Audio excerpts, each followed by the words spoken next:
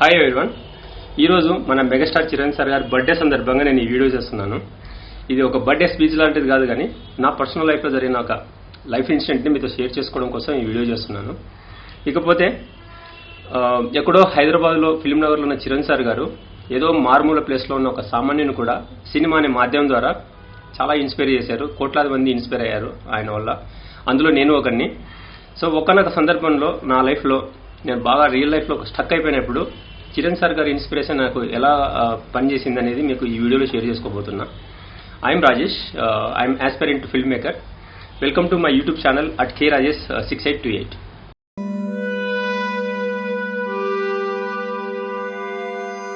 2019 year September మంత్లో అప్పుడే Chiran sir గారి బర్త్డే అయిపోయింది. నేను జాబ్ చేస్తున్నాను.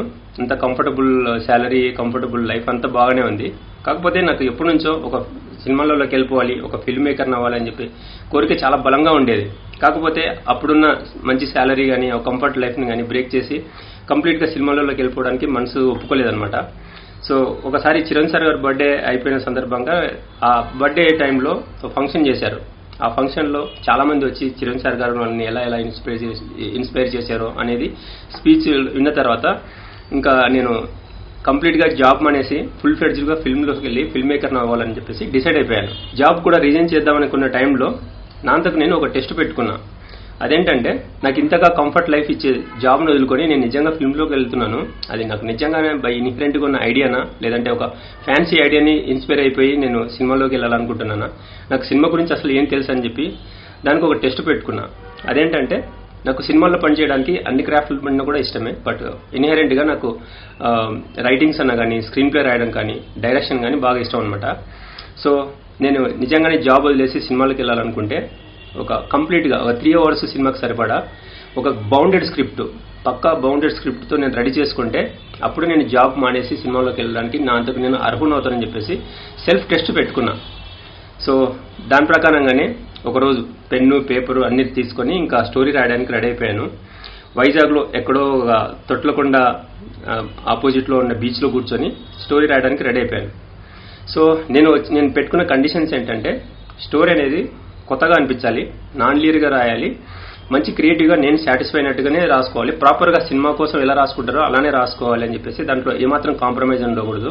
ఏదో జాబ్ మానేసి సినిమాలోకి వెళ్ళిపోవాలి కదా, ఒక కథ రాసేద్దాం అనుకున్నట్టు కాకుండా చాలా క్రియేటివ్గా కొత్తగా ధనంగా ఉన్నట్టుగా నాన్ లీనియర్ స్టోరీ రాయడానికి రెడీ అయిపోయాను. సో ఆ టైంలో అక్కడ బీచ్ దగ్గర కూర్చొని మధ్యాహ్నం 1 గంట తర్వాత లంచ్ చేసి కూర్చున్నా. పేపర్ మీద పెన్ను పెట్టేసి రాయడానికి రెడీ అయిపోయాను.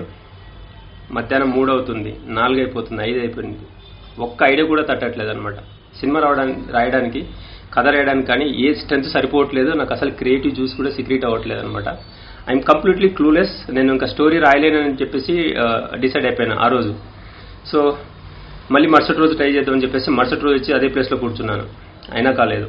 ఇంకా 3వ రోజు వేరే ప్లేస్ మార్చాను. ఆంధ్ర యూనివర్సిటీలో కూర్చొని రాయడానికి ట్రై చేశాను, రావాలేదు. అలాగా దాదాపు 16 రోజుల పాటు నేను ట్రై చేయడం, రాయలేకపోవడము. 16 రోజులలో జస్ట్ ఒక 8 పేజీల స్టోరీ మాత్రం రాయగలిగాను. నేను అంతగా మెంటల్గా బ్లాక్ అయిపోయాను అనమాట. స్టోరీ రాయలేను అనే ఫేజ్కి రీచ్ అయిపోయాను. మొట్టమొదటిసారిగా భయం వేసింది. ఇన్ని రోజులుగా నేను ఒక ఫిల్మ్ మేకర్ని అవ్వాలి, నాకు ఫిల్మ్ తాలూకు ఏదో కొంచెం నాలెడ్జ్ ఉంది అనుకుని అజంప్షన్లో ఉండేవాడికి ఆ టెస్ట్లో నేను ఫెయిల్ అయిపోయానని చెప్పేసి క్లియర్గా అర్థమైపోయింది. నాకు ఇంకా నేను సినిమాల్లో పనిచేయడానికి సరిపోనని చెప్పేసి భయం వేసింది. ఆ టైంలో సడన్గా ఒక మ్యాజిక్ జరిగింది. ఒకరోజు park hotel back side old light house ఎదురుగా కూర్చున్నాను అనమాట. ఇంకా నేను ఎలాగో స్టోరీ కూడా రాయలేకపోయాను కదా, నేను నిజంగా ఇంకా సినిమాలోకి అర్హుడిని కాదా అన్నట్టుగా నేను సెల్ఫ్ చెక్ చేసుకున్న టైంలో నేను అసలు సినిమాలోకి ఎందుకు రావాలనుకుంటున్నాను, నన్ను సినిమా ఇంతగా ఎందుకు ఇన్స్పైర్ చేసింది, వీటన్నిటి కారణాలు ఏంటి, అసలు దీని వెనకాల ఏముందని మొత్తం ఒకటొకటి బ్యాక్ ఎండ్లో చెక్ చేసుకుంటూ వెళ్తే నాకు ఈ కోరిక తట్టడానికి కానీ, నేను ఒక ఫిల్మ్ మేకర్ని అవ్వాలని నిర్ణయించుకోవడానికి కానీ ఒకరే ఒక వ్యక్తి కారణమయ్యారు. అది ఎవరంటే చిరణ్ సార్ గారు. సో ఆయన వల్లేనే కదా నాకు ఈ కోరిక వచ్చింది.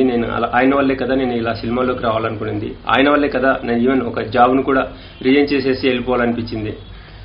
సో నన్ను ఇంతలా ఇన్స్పైర్ చేసిన వ్యక్తి మీద ఆయనకు ట్రిబ్యూట్ చెప్తూ, నా మెమరీ షేర్ చేసుకుంటూ ఒక షార్ట్ నోట్, ఒక 10 pages నోట్ ఎందుకు రాయకూడదు, నాకు ఇన్స్పైర్ చేసిన అతనికి ట్రిబ్యూట్గా రాద్దామని కూర్చున్నాను. అదే ప్లేస్లో కూర్చున్నాను.